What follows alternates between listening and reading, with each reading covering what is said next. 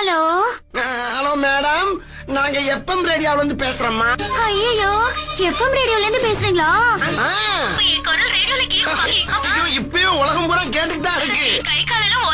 ஐயோ, பேசிட்டு மேல உதறக்கூடாதுமா, ஒரு இடத்துல உட்காருங்க, அப்பதான் பேச முடியும். அப்படியா? தேங்க்யூமா. உங்க ப்ரோக்ராம்னா எனக்கு ரொம்ப பிடிக்கும். பிடிக்குமா? அப்புறம் உங்க ஹஸ்பண்ட் என்ன ஒர்க் பண்றாரு மேடம்?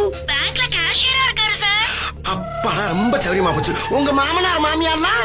ஐயோ, கல்யாணம் ஆன உடனே அந்த சரியன்களை துரத்தி விட்டுட்டு நானும் என் புருஷனும் சந்தோஷமா இருக்கோம்ப்பா.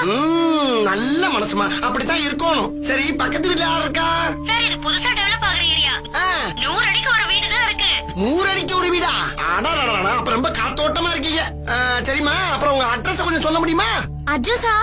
எதுக்கு? அதுமா, ஐயோ, நாங்க கேக்குற கேள்விக்கு யாராவது பதில் சொல்றாங்களோ அவங்களுக்கு பூரா தங்க காசு கொடுக்கறது வழக்கம். தங்க காசு கொடுக்க போறீங்களா? எப்ப கொடுக்க போறீங்க?